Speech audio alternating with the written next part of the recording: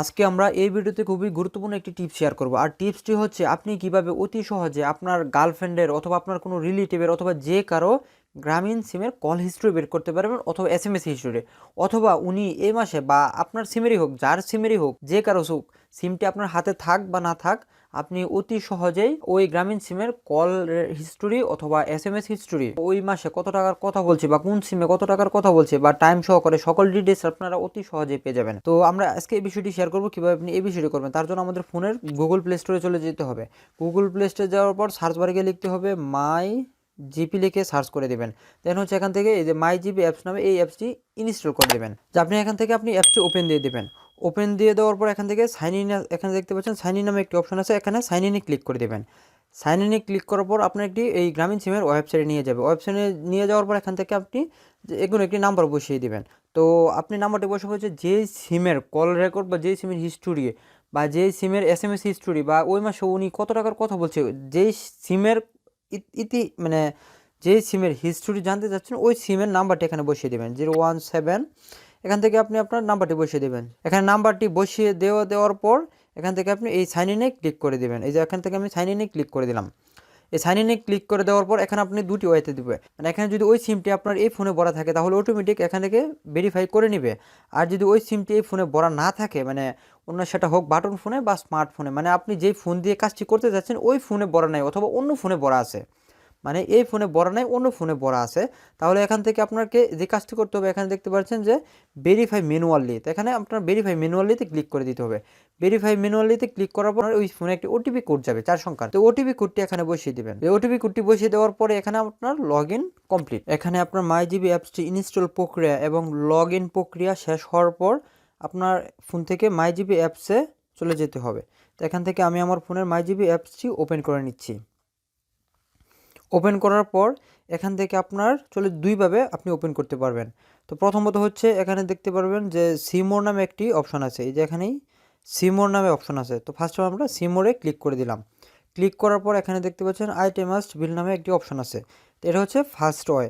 Second ওয়েটি হচ্ছে আপনি এখান থেকে আবার চলে যেতে পারবেন মেনু দিয়ে, যেখানে একদম রাইট সাইডের সবার নিচে দেখতে পারবেন মেনু নামে একটি অপশান আছে। তো এখান থেকে আপনি মেনুতে ক্লিক করে দেওয়ার পর এখানে আবার সেমভাবে দেখতে পারবেন আইটেমাইজড নামে একটি অপশান আছে।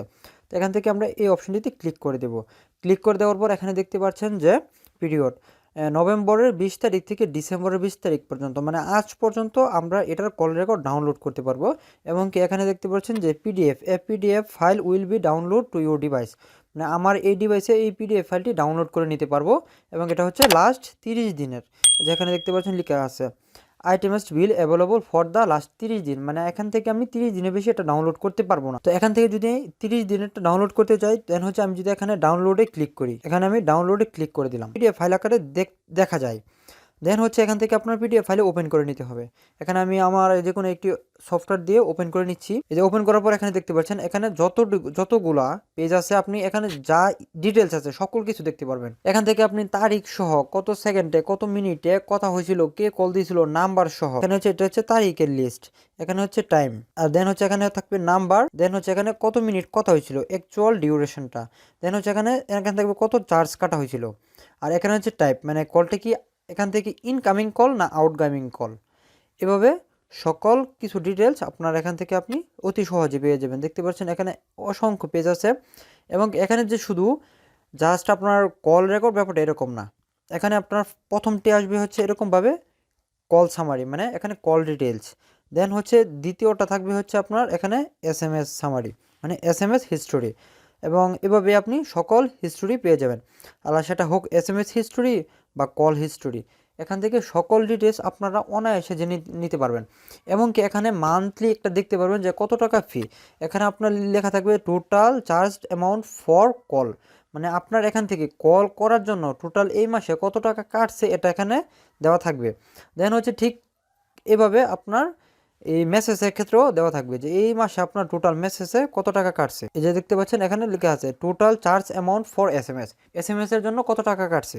তো এইভাবে চাইলে আপনি অতি সহজে এই প্রক্রিয়ার মাধ্যমে আপনার এই মান্থলি, মানে জাস্ট এই মাসের মধ্যে আপনার কত টাকা গেছে বা কত টাকার কথা বলছেন সকল ডিটেলসটা আপনি এখান থেকে অনায়াসে বের করে নিতে পারবেন যে কত টাকা রিচার্জ করেছেন এবং কত টাকা আপনার কল করে কত টাকা কাটছে এবং মেসেজ করে কত টাকা কাটছে। তো এবার এই সিস্টেমটা আগে ছিল না, এটা হচ্ছে নতুন একটি ফিচার।